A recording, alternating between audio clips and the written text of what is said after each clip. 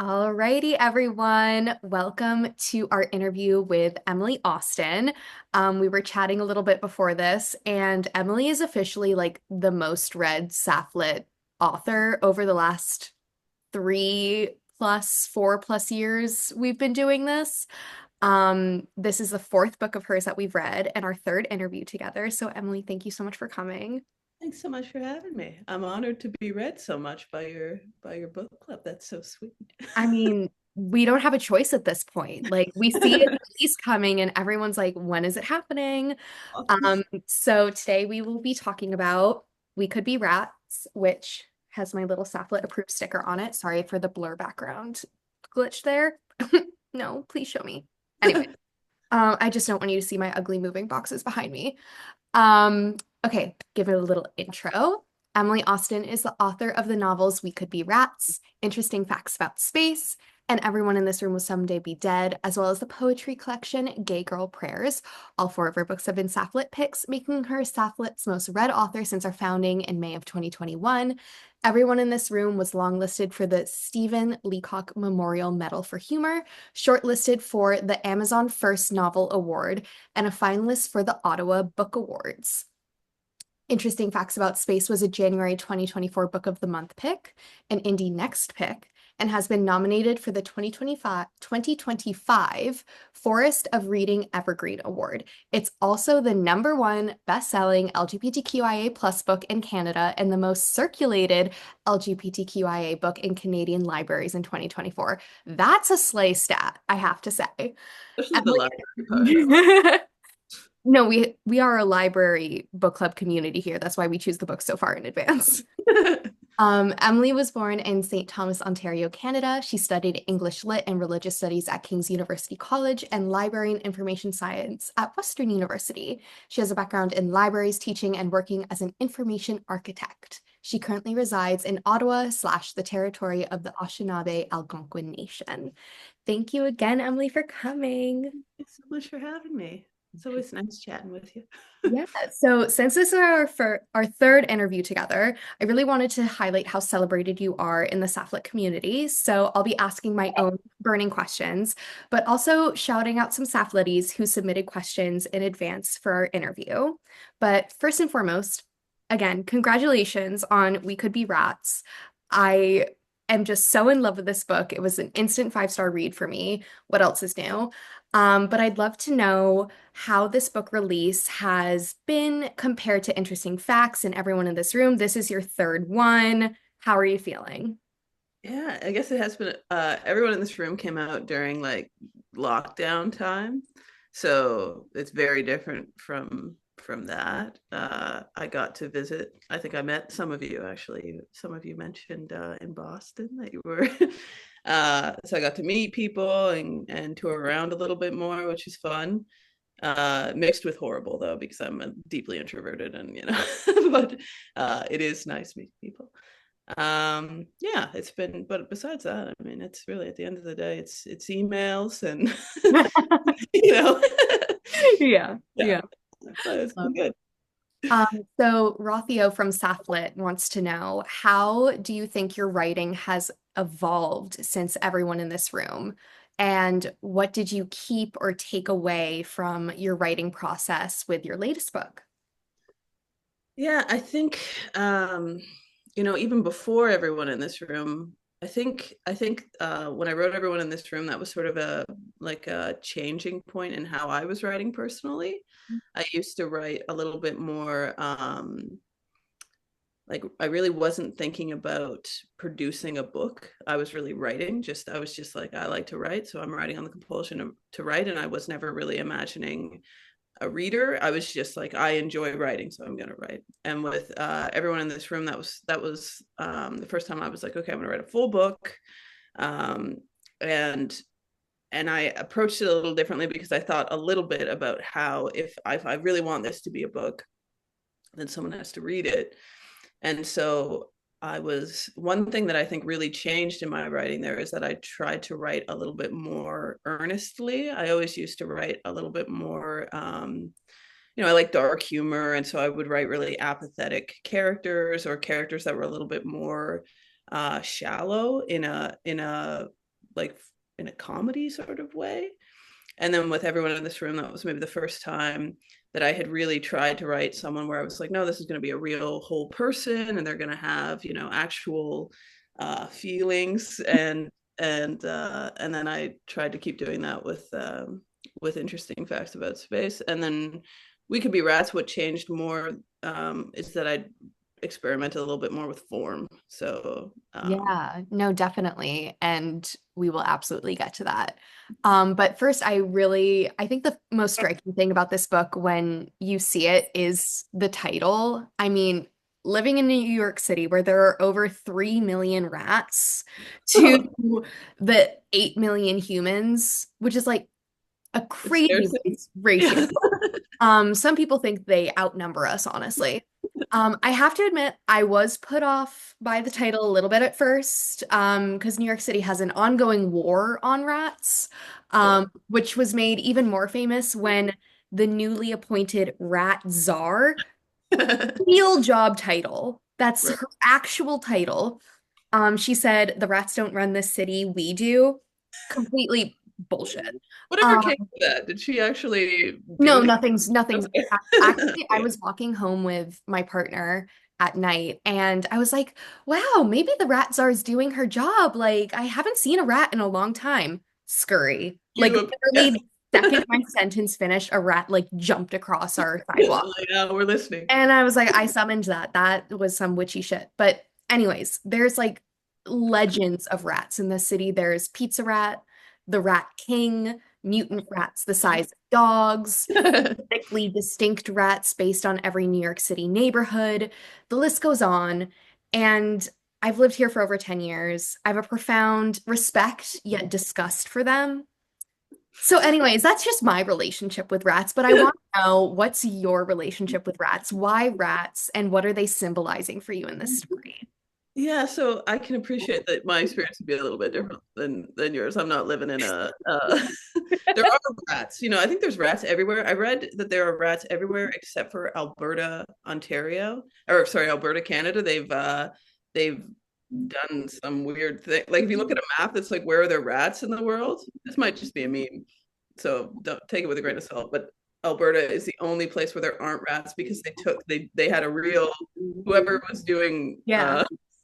that actually did it properly. I don't know if anyone knows more No, about we that. need to hire them, but I don't want the rats to go away. It's what makes New York.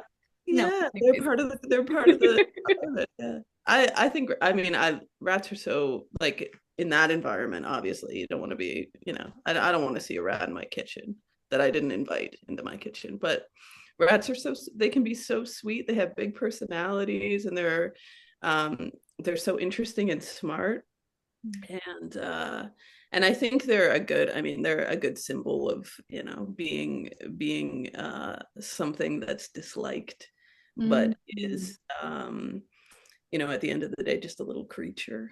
And they're smart and they can learn tricks and do actually I whenever I get a book published, I like to send like a little present to my agent and editor and like the people who do all this stuff. And I found on Etsy, I found that you can commission rats to paint paintings. So I'm just looking at my phone for. So I got these rats to paint Oh my little God. tiny canvases to send them. They do it with their little hand. It's rat safe paint and everything, but That is so cute. rats can be so cute. They Yeah, can. no, I think someone mentioned it in the chat, the kind of there's this paragraph where um Sigrid or Margit as Sigrid is talking about how she wants to be a rat at the fair and scare someone and like eat leftovers and just like live the happiest short little life Yeah, possible. yeah. But no, I love what you said about like they're, reviled. Like people think they're disgusting, myself sometimes included. But they're just trying their best. They're just what they are. They're existing as what they are. So Yeah. that was kind of what I was trying to think of Sigrid in that way too. Like, she's born to be who she is. That's who she is. Little rats or Yeah. cats and Yeah, rats are context. born that way, but swamp monsters. Are they Oh, made or are they born yeah. that That's a good question. That's a good. way? No, I like throughout I was like there's this like on one side there's the rats and on the other side there's the swamp monsters, and I feel like the swamp monsters are definitely made, and like that's Hated. just how society really damages you into becoming. Yeah, that's good. That's a good comparison. Yeah. Um, well, this book deals with a lot of really difficult topics. Suicide, domestic violence, sexual assault, the opioid crisis. And I'm wondering how you approach writing these difficult topics in your novel. Do you practice like any sort of self-care in your writing process as well? Oh yeah, that's a good question. Normally when I began that book, I wasn't necessarily thinking that I was going to write about those things. Mhm. So I wasn't, and I'm not someone who I'm trying to a little bit more. I'm not someone who plans what I write very much, sort of, but in a really blobby gray way. So I didn't know that I was going to write about those things. Originally, I was thinking about how, I grew up in a small conservative town and I thought, oh, that's something I could write about. And I wasn't even thinking of that in a negative way necessarily. I wasn't like, oh, I'm gonna talk about the problems of that. I was just like, that's a setting that I can talk about. I grew up in a small conservative town, so that's where I'll set this. But I was also thinking a lot about I was thinking about queer people in books and particularly lesbians in books. And I was thinking about how there are certain topics that we are trained not to talk about very much, like politics, for example, and how I was trying to think of the reality of being a queer person. And one thing that I don't always see reflected in books, including my own previous books, is that often queer people, not always, but often we're more openly political. Like we're going to talk about political things, and without meaning to in your mind, at least this is my experience, and I think it must be others just from reading, is you kind of, that's not something that people necessarily sit down to want to read about. It's not necessarily enjoyable, and it could be off-putting to a certain demographic. And but the reality is that if I'm going to write about lesbian characters, and I don't write about characters who are political, especially when I'm writing about this character who is in a small conservative town, it's not true. Like you would be sort of exceptional to not be. Yeah. So I was also that was how I started to write about those things, because I was like, okay, originally I was thinking, okay, I'm going to write about a lesbian in a small conservative town because that's an experience I had. So I can think about that. And then as I was doing that, I was like, okay, well, the reality of that experience is that I also need to talk about things like the opioid epidemic. I need to talk about how, homophobia would impact you. Particularly, I was also thinking about what it's like to be a white lesbian in a predominantly white town, and to be someone who is very ignorant because of that environment about things like racism and transphobia, or whatever things that you don't have experience with, but you're still positioned as someone to your community Yeah. as the spokesperson of marginalized people when you're not qualified to be, and are sort of, and I was thinking a lot, and part of why it's titled We Could Be Rats is because I was thinking a lot about how um, lesbians often, in particular, I think, but all queer people are often thought of as being like insufferable. And because, especially someone around Sigrid's age, because you are sort of forced kind of into being a little bit more aware, but you're still ignorant in a lot of ways, and you're positioned in this like uncomfortable situation where you sort of have to be like, dad, you're wrong about that, like what a stupid thing to say. Yeah. uh, and it's grating, and you either have to become insufferable, or you have to kind of betray yourself. And that's where Sigurd's thinking, I wish I could be a rat rather than be this insufferable Yeah. person I have to be. Rats don't have to deal with politics. I mean, I'm Yeah, sure there's some rat politics maybe. Yeah, there. maybe. Yeah. but hopefully it's not as Yeah, hopefully there's no Trump. fucking annoying. I would like to think that rats are kinder than humans. Um, Yeah, no, I so resonated with the kind of dinner table conversations, especially with, I mean, I am like Sigrid and my brother is like Margit, and he's the peacekeeper. He's the one like elbowing me and like nudging me under the table to shut the fuck up, and then I'm the one who like I feel like yeah, becomes insufferable. Absolutely. Has been called insufferable a lot throughout my life. But that like tokenization where, something off is said or, there's a weird question and all the eyes just turn to you. And it's like, why do I have to be the arbiter of what's right and wrong in this exactly. scenario when in you turning to me, you know what's right and wrong. Yeah, true. Um, yeah, that was oof. I mean, you really captured a very queer like experience in that scene, I think. Um, many people in Sapph-Lit have said the the music that you post and share, like, I mean, I know you're writing a lot to Lucy Dacus in a way. But Mary specifically from Sapph-Lit was like, I want to know what Emily listens to while she writes. And shouted out your Atria playlist on Spotify for We Could Be Rats and says it's amazing. So, did you have a part in the making of that playlist? What are you listening to? Like, Yeah, are we still that on the playlist is Lucy's track? that was what I was listening to. So it's I guess you have it, so I don't have to tell you it now because I can't remember it very well. But yeah, I'm someone who likes to like I'll listen to a song and fixate on it. Like I'm someone who plays the same song over and over and over for Same. years. And then I like to I've always done this where I care way more about lyrics than I do about I don't have a good sense even. Like I'm not able to say that person has a good voice. I'm like that person has an interesting voice, so I like that. I'm way more lyrics and I love to hear lyrics that make me imagine a story, and that often happens to me. Like I'll be listening to a song, I'll listen to it over and over and over, and then I'm like, okay, make that song make sense to myself.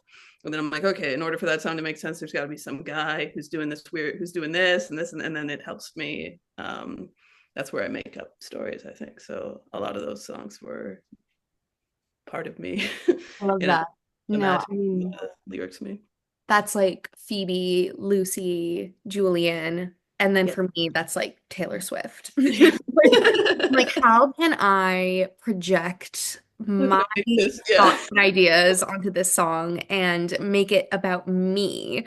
And yeah, no, setting the Spotify to like the repeat the song Yes. over and over again, I feel like that's just like such a neurodivergent hyperfixation thing. I love. Yeah. So you begin when you pick up this book, you see that like I mean, I don't know if this was my unique experience or if this like more people felt like let me know in the chat, but I thought I was reading Sigrid's suicide notes that she writes herself. They're marked attempt 1, attempt 2, and so on. And at first I thought this was like how many times she attempted suicide and like was writing the note each time. And then I was like, oh, maybe this is just her attempting to write the one perfect note before like the one attempt. And then we find out, like the one of the big twists of the book is spoiler alert, so cover your ears if you haven't finished. We find out that it's really Margit attempting to write a note on behalf of Sigrid from the hospital after her attempt. And she was like, the note was to just Margit saying, write it, I can't. Like, you've always said things better than me. Um, and so she's reading through her journals and figuring out so much about her sister that she never knew before.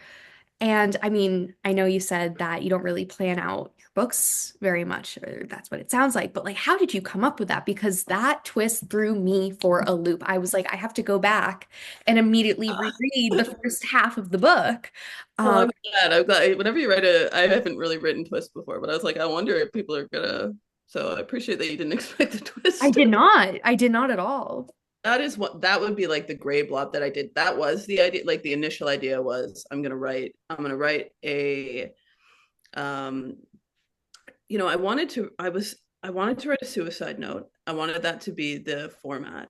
Yeah. But I also wanted to, of course, deal with that topic sensitively and to, like with Yeah. and in order for me to do that, I was thinking, okay, how could I write this in a way that would really convey the experience of this, and I was thinking a lot about what I was thinking more about Margaret than about Sigrid in that scenario, and about what it would be like for your sibling to die by suicide, for example. And so, because that was the main thing in my head, and I wanted to sort of subvert some of the preconceptions people have about people who die by suicide, and I thought that might be a way to do that, because I wanted you to think, oh, I'm reading about this particular person, and then you might have particular thoughts about that person for doing that, or maybe judgments, or like, even not in negative way necessarily. It's just that's how society, we're taught to think a certain way. And I wanted Margaret to show what it would be more like to be to be the sibling, the person impacted by it. But yeah, that was planned originally. That was the original. That was like the blobby. Mm-hmm. And it's made it hard for me to talk about. I found my other books are easier to talk about, because I'm like, oh, it's a lesbian atheist who stumbles into a job, and this one I'm like, oh no, like I don't know how to. Okay. Yeah, it's a little bit Yeah. harder, and I stumble over it. So I appreciate that we get to talk about what it's Oh, actually about in this. I It's mean, hard in these meetings, like people ask you things, and I'm like, oh, I can't tell you, it'll spoil no, it. no, no. This is like a full recap. And I loved that so much. And then I also loved the twist about the bomb threats, Oh yeah. with that being Kevin Filner's office, and then it being Sigrid calling them, and that's why she was so concerned about her phone being found. And then also Kevin Filner was, the one who hurt Greta and assaulted her, and now running for mayor, and like on all of these platforms that, Sigrid's having to answer to, and all of these uncomfortable dinner table conversations, for example. And when I got to that part, I literally was like, I want to like throw this book at the wall because I'm so mad at Kelvin Filner, even though Yeah. he doesn't fucking exist. Yeah. And like we'll get to him in a second because I want to put a pin in that. Um, but Leanne from Sapph-Lit wants to know that we get three voices in this novel. There's Margaret as Sigrid, Margaret, and then Sigrid. And she's asking, what was your process when trying to develop those three voices? What were the style details that you make different between the three? And what do you want the reader to notice in terms of differences and similarities between these three voices? Yeah, that's a great question. So that was part of what um made writing this book fun for me, was the first part is it's supposed to be Margaret attempting to be Sigrid. And Margaret, I wanted to show that she could do that, sort of, because she always did Sigrid's homework. She's an English, Mhm. she's someone who is sort of a perfectionist and trying to do the assignment. Um, so the I that made it like more creatively interesting for me, and that was sort of the difference, one of the major differences between my other two books, because with Interesting Facts About Space and Everyone in This Room, I was writing first person present tense. So when I write, I'm whatever, this is what the character's really thinking. You're fully in their head. There's no Yeah. layer to it. With this, there's a few layers, which is that it's a note, rather than you're not in their head. You don't know their thoughts necessarily. You know what they've decided to communicate in this attempted letter. Mhm. And it's also Margaret pretending to be Sigrid. Yeah.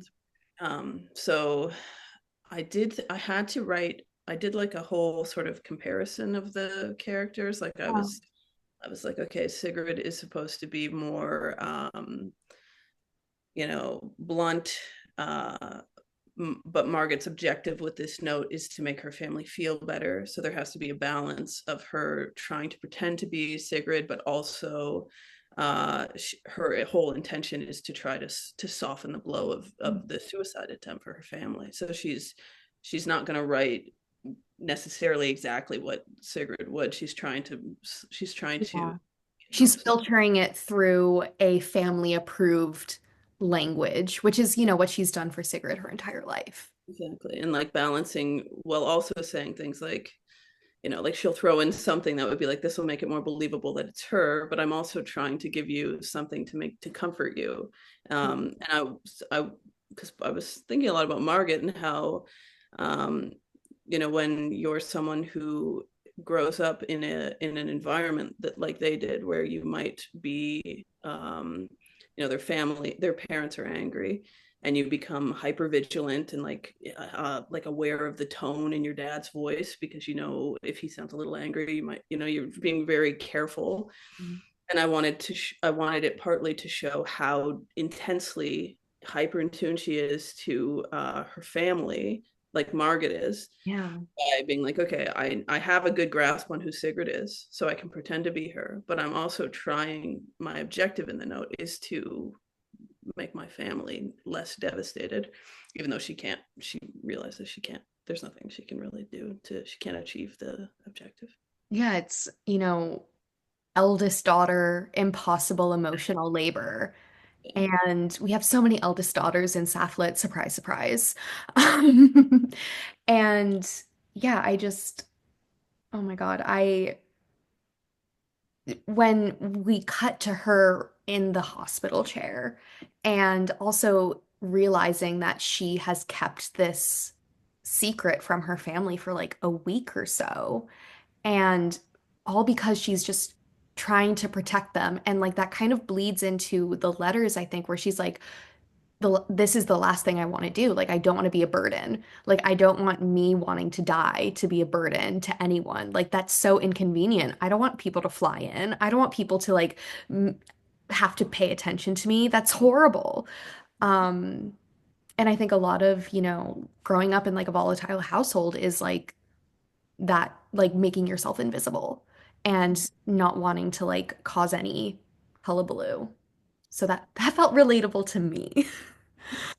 Um, Jesse from Sapph-Lit asks, we see so little of Sigrid and Margaret interacting together outside of their own memories, which are painted by two very different biases. Did you know you wanted to limit the actual interactions we see between them? And was it easier or harder to merge their perspectives because of this? That's a good question. I don't know that I thought that way specifically. I did think, I was thinking a lot about how two siblings can grow up in the exact same environment, have the exact same things happen to them, and turn out and be impacted differently. Mm. I wanted to reflect both of those perspectives, and I was less. Um, it didn't. It wasn't like significant to me necessarily to show them interacting with each other in a extended way. I did want to show them. I did want to reflect like a real sister relationship. I wanted it to show how Margaret is, deeply worried about Sigrid, despite the fact that they mentioned that they wouldn't be friends if they weren't sisters, that kind of thing. But she would, like she would, bury a body or whatever. Like they have that sort of sibling relationship. And I think I also have this problem. This might be something I have to work on though, but whenever I write anything and I want like a relationship to be significant, I'm someone who likes brevity. Like I erase everything. I'm so like, and I find, and this might just be my own reading, so this may be something I have to do a better job, but I like it better when it's like, here's a tiny scene where, someone, like for example, there's this scene where Margaret and her boyfriend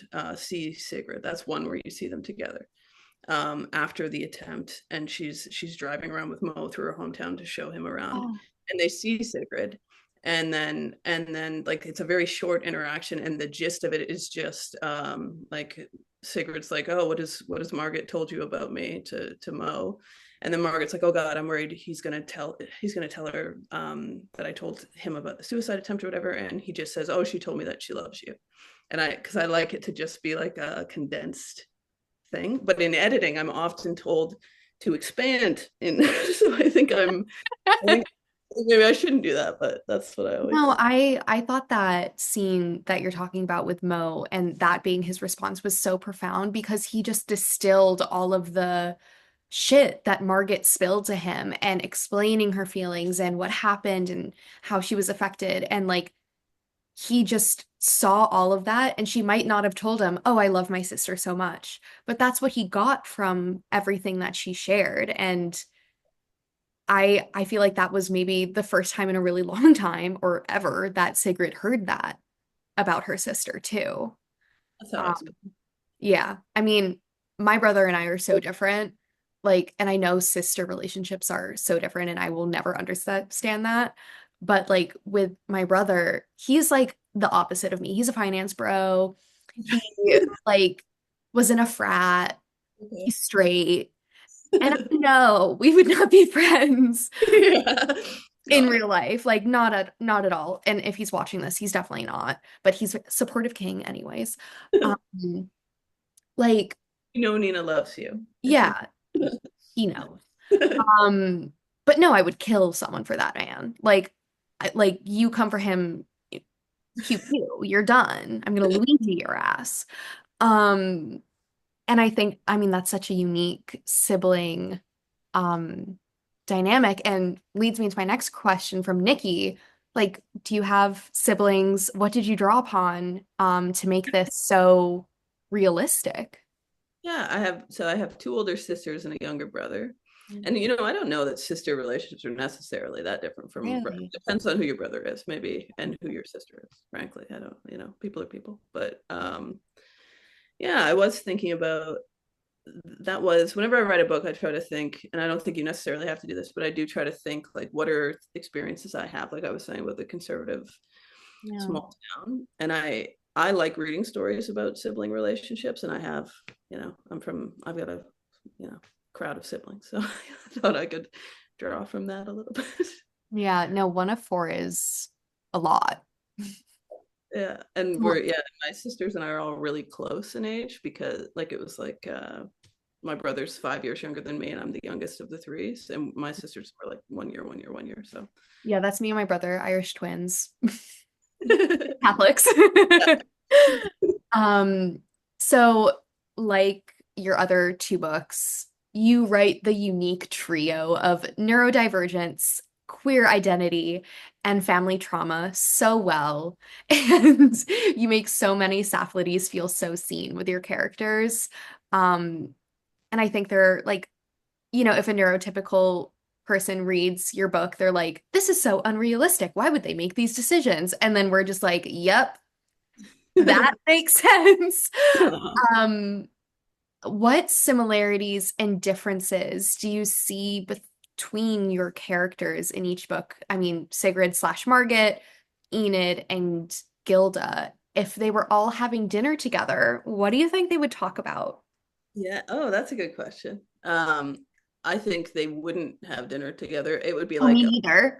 They would have to be forced to be it would there. be like something has happened here. Yeah. Um, I feel like Gilda would be like quiet and not say much. Enid would maybe like put on the face of someone, like would try to be Yeah. the um and I'm thinking of their ages too. So Sigrid is younger than Enid, and so Sigrid would maybe be the one talking the most. This is what I imagine Sigrid would be saying. Um, that guy just said something offensive to me, like the waiter just did something rude, blah blah blah. And then Enid would be kind of matching that a little bit just to like be on the Yeah. same Face energy. face. Yeah, Hmm. and Gilda would be like looking at her plate.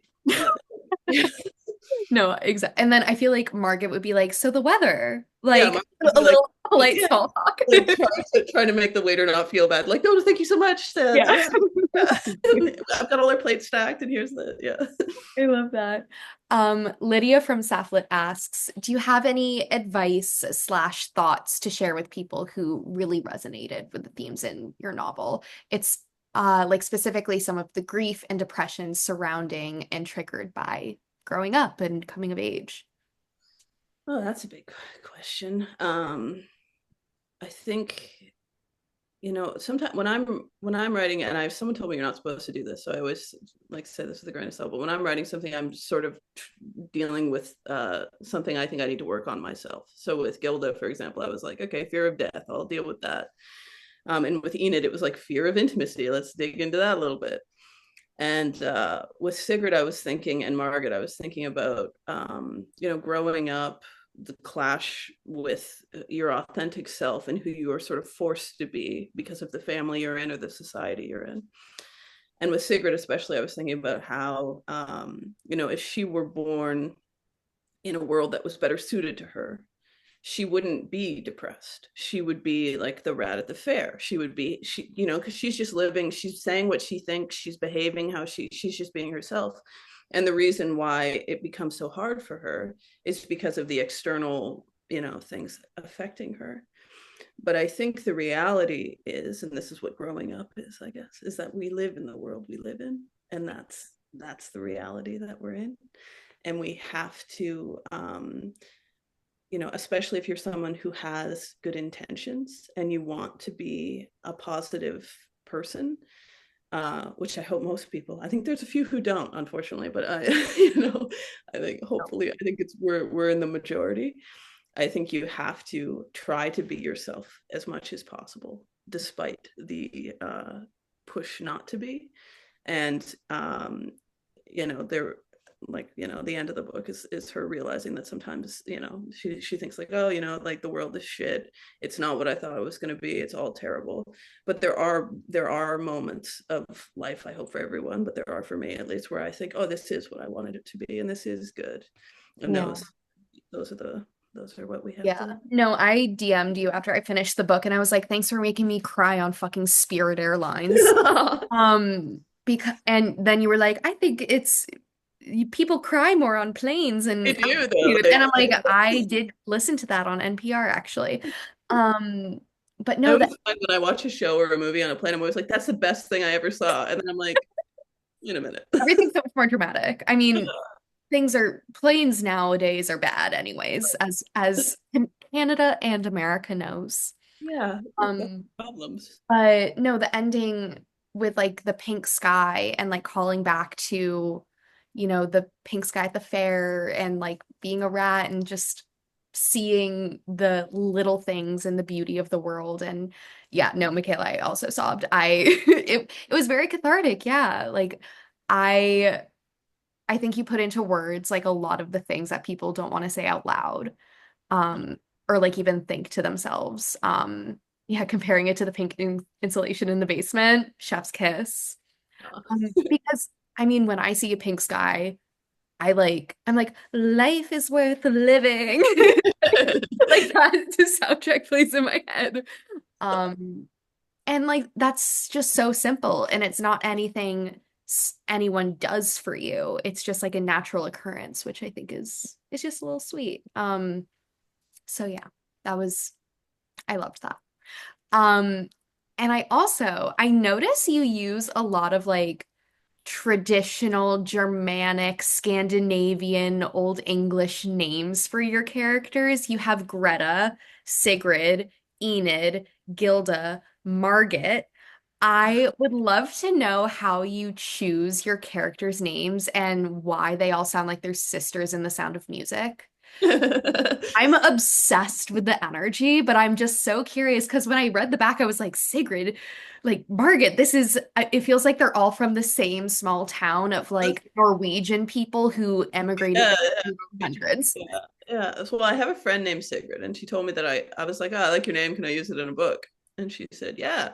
And then I originally wrote Margaret's name as something different, but then everyone was like, you can't have a Sigrid and a like Sarah. Like it Yeah. has to be. It has to be. I was like, okay, they're Norwegian. They're Norwegian, and I also think maybe it's Canadian or the area I'm from where like there are Norwegian immigrants and families. Yeah. So 'cause sometimes I know you're not supposed to, but sometimes I'll look at reviews where people are like, these are fucking weird names. I'm like, are they? Like, I didn't think they were. Maybe this is where I'm from in the world that they're not. I think it might be because I definitely I don't know, I just got the sense that they were all from the same like weird Norwegian small town.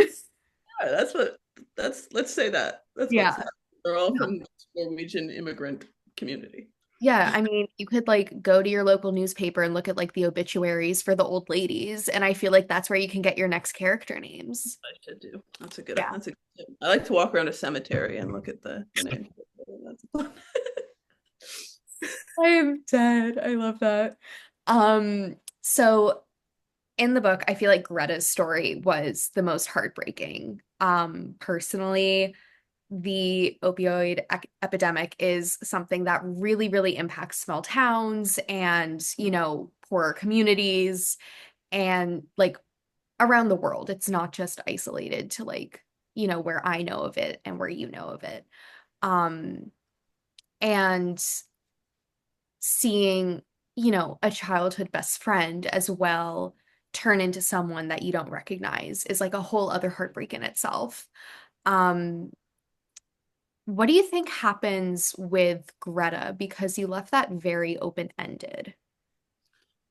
Oh yeah, that's to be honest, I don't tend to imagine I sort of I buy into that I don't know what it's like a philosophy where when you write something it is what it is. And I Yeah. sort of feel like it belongs to everyone else more than it does to me at that point. So I don't feel like I have any authority to, I don't know. I don't really have a strong thought about that. Realistically, uh, I would imagine it wouldn't end well. It would be nice if it could, and I think like having the hope for that is part of what I was trying to show in this story. But realistically, I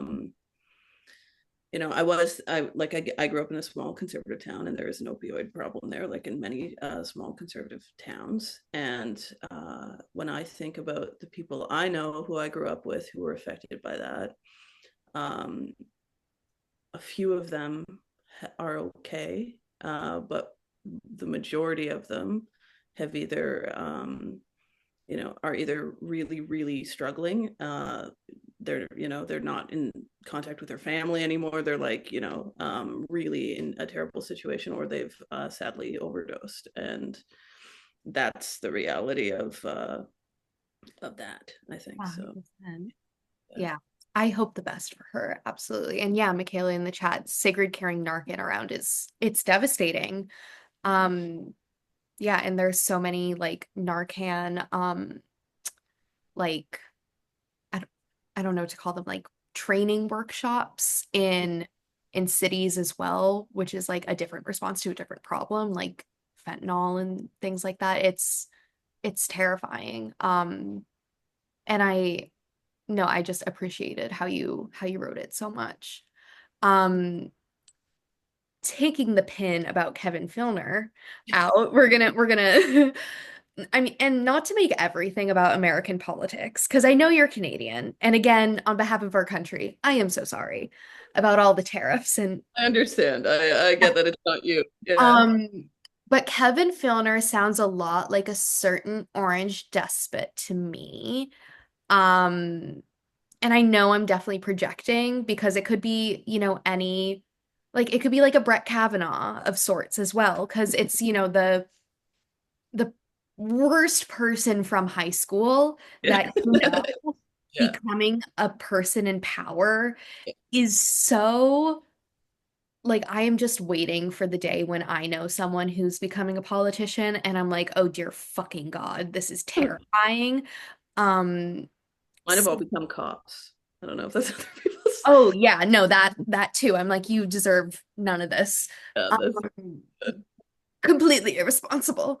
Um, yeah, so can you share a bit of the inspiration around Kevin Filner and how you saw him fitting into the story? yeah. Unfortunately, your orange guy isn't the only. We have in Canada, we have they're not as like right now. You've clearly got an explosive problem, but we have there's Doug Ford is our Yeah, premier in Ontario, and just got reelected. yeah, he Yeah. sucks too. I mean, I don't know, he definitely doesn't suck in the same way that Trump does, but he's the kind of person who he wants to get rid of bike lanes for like weird things that you're like, what? Like, why? He wants to get rid of all of our green space, get rid of our healthcare system, which has been very good in the past, but of course, Yeah, pretty slay. yeah, but it's degrading at horrible rates. And yeah, I was thinking about how often people who get into positions of authority, obviously there is this systemic problem where people who are attracted to that are also not necessarily, but there clearly is a certain type of person who's attracted to that who is a shitty person. And that especially would be the case if you are, looking at a small conservative town. And uh, I was looking at municipal government there, which is obviously a little bit different than, but all the more likely for your community to elect a local person and like someone who has beliefs that are maybe rooted in ignorance. So, Yeah, to put it mildly. Yeah, or like bad intentions, ignorance, and yeah, like yeah. intentionally not No. ignorance, And knowledgeably doing the wrong thing. and it was so satisfying knowing that Sigrid just was fucking with him and was just like, I want to see him pissed the fuck off outside of what was it, like the Dollar General or Yeah, dollar yeah. yeah. Um it like that kind of just petty revenge. I was like, I have done similar, not the exact, but like that kind of Like like the petty, mom like, trying to get you yeah, there I'm just quickly. gonna fuck with your life a little bit. Yeah. Um, so has there been a reaction to We Could Be Rats that's like really stood out to you from a reader? Oh, let me think. I haven't had, I tend to find like sometimes I'll get an email from someone. This happened with interesting facts about space too, where people are like, this exact same scenario has happened to me, or I've had this very, very like obscure part of it where they're like, my sister's name is Margaret and she's an English lit major and I have a pet rat. Like, so that seems to happen. I don't know if they're making it up or No, we'll that's see. so funny. I Yeah. know, I don't know if Wes is on this call, but Wes, I think I saw you chatting earlier. You got a rat and you named it Sigrid, which I was I've just seen Sigrid the rat, and I've shown Sigrid the rat to Sigrid, my friend, who said, "Oh my god, she's like, I can't believe rats are being named and after." Sigrid is a very beautiful rat. I was like, that's a good looking rat. Yeah, Yes, Wes, she is there with you. Obsessed. no. Please send more photos of Sigrid in our Discord. Thank you. Yes, I am also requesting rat pics. Okay, well, what are you working on next? What are you thinking about? What's on the horizon for all things Emily Austen? What do we have to look forward to? Anything you want to share? Yeah, good question. I have another book that I don't know what I'm allowed to share, so I'll just share, and you can pretend I didn't if I'm not. Yeah, But safe space. doesn't matter. I don't think anyone would. I can't imagine. Can you imagine if I was like, "Oh yeah, I have another book I'm writing," and someone's like, "Don't tell anyone about your book you're writing." I have another book I'm reading that I just sent the last edits in for. It's about a librarian. Yeah, it's about a librarian um, who has just had a mental breakdown and was off work and has come back to work. And it deals with in the library, it deals with like book banning and Mhm. freedom. And then her breakdown is heavily related to her dealing with compet. So it's a sort of a intellectual freedom compet book. I'm sure I'll find a better way to describe it in the future. So I cannot wait to read this. We actually have a Discord.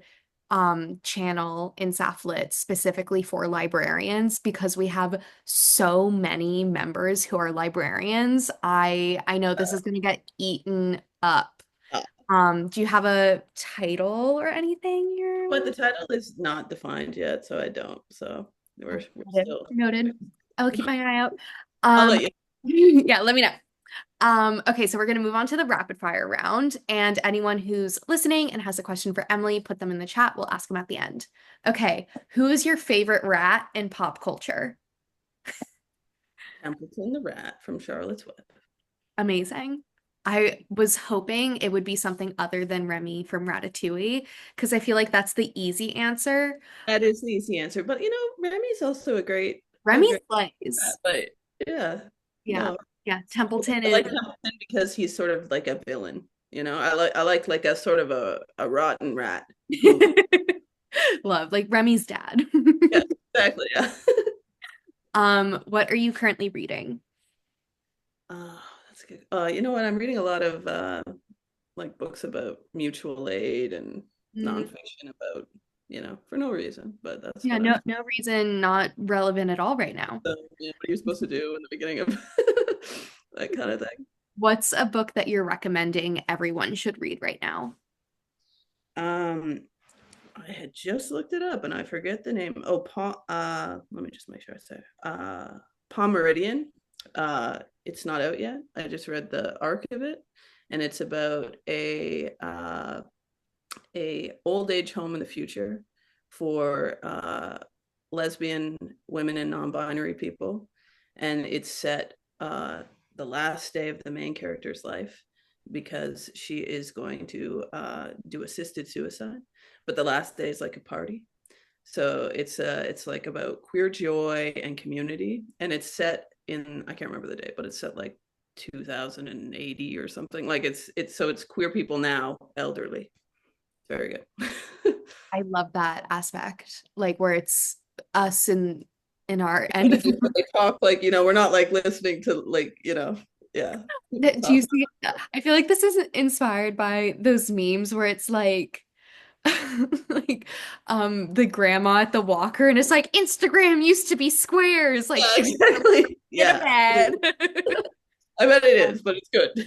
The name was Palm Meridian. I'll put it in the chat. I I found don't it. I don't know when it comes out, but I feel like Let's see. I blurbed it on the end of the wire, so that makes me think it's relatively soon. It comes out June 10th. Okay. Yeah, all right. Yeah, not too bad. Um, if you could have dinner with anyone dead or alive, who would it be? Could be fictional or real, and it could be a dinner party as well. You can choose multiple people. Okay. I know I'm doing that. This we were just talking about neurodivergence. I always like take that kind of question so literally, where I'm like, no, it has to be the actual. It Um, could be in fantasy land. right. And just so you know, maybe it's not what I would really say, but I would want to Jesus Christ for Yep. the conversation. I think that would be good. Who else could be there? Um, he'd probably get along. I'm trying to think of who he'd have a good banter with, and probably most people. I feel like. I feel like Jesus should be able to talk to anyone. I would think, Yeah. except sometimes I won't get it. Sometimes he yells at fig trees. He has a temper around fig trees. That's the weirdest passage in the Bible. Jesus screams at a fig tree, and he's so nice otherwise. It's like, why did he do that? It stands out. And I remember reading it when I was younger and being like, this What? doesn't seem this doesn't seem Yeah. like this is I mean, God. to be fair, figs are kind of disgusting. Well, he's upset that the fig tree doesn't have figs. So that's not where he's coming from. Yeah. Yes, Yeah. figs in the tree. I I guess would. Jesus, my grandma, uh I don't know, like somebody weird just to like, I don't know. I can't think of any celebrity like Mary Margulies, just to be like, because I think she'd say weird things. Have you ever heard her in conversation? She's always just like randomly talking about like blowjobs she gave men Yep. before. Yep. I love her so Yeah, much.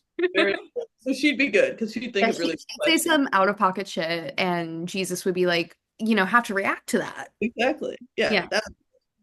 that's it for now. Love that. Um, favorite queer movie or TV show right now? Right now, um, what am I watching? I don't think I'm watching anything. I don't know if I have a good answer. That's okay.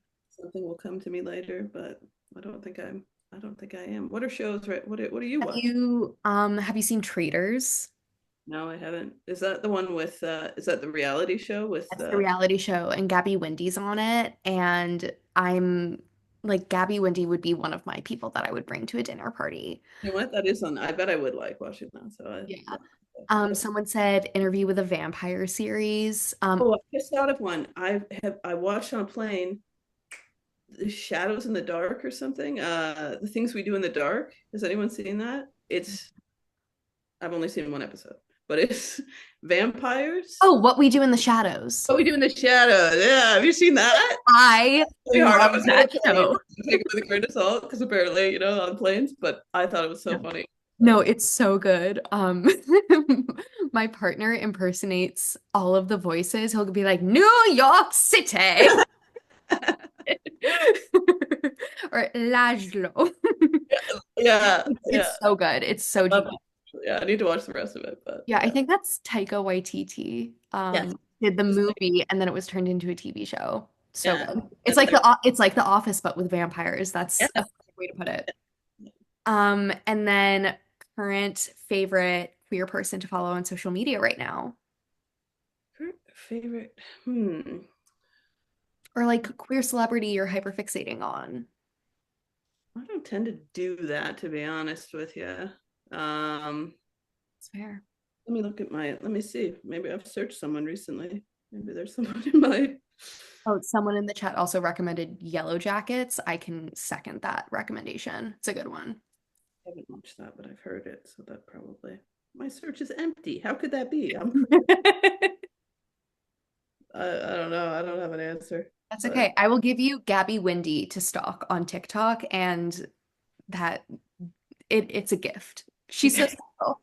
Okay. Can't wait. All right. If anyone has any questions for Emily, sound them off in the chat.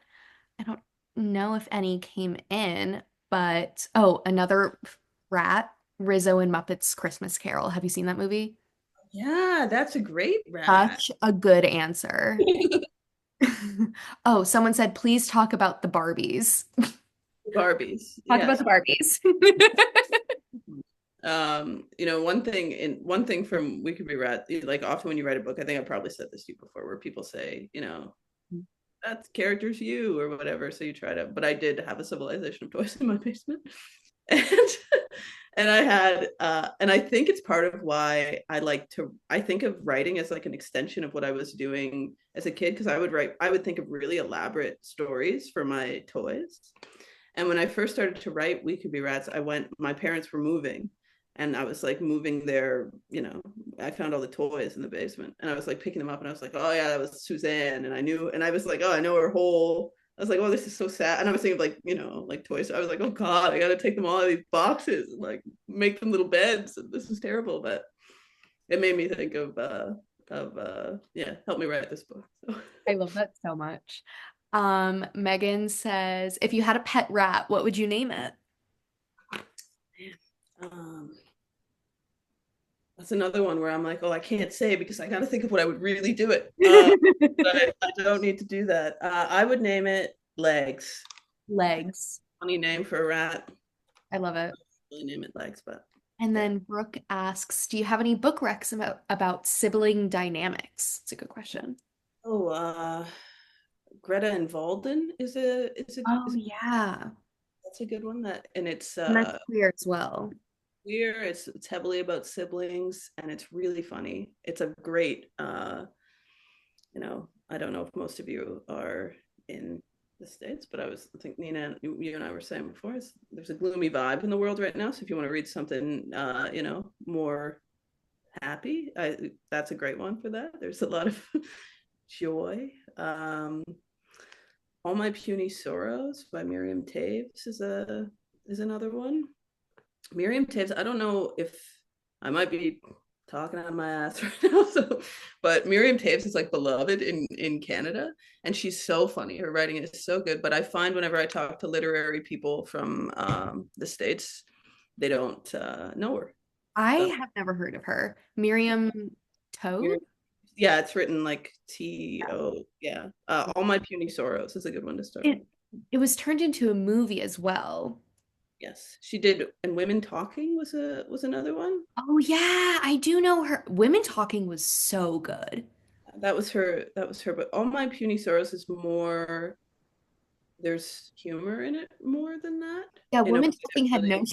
No, it, to be honest, I like None. Women Talking as much as I like some of the other ones, but I still did. But yeah, I would start with All My Puny. Actually, Women Talking was one that I watched on a plane, Oh, there you go. And yeah, but I so did not cry, or maybe I did. Honestly, that was such a it good movie. was yeah, but it was more of a yeah.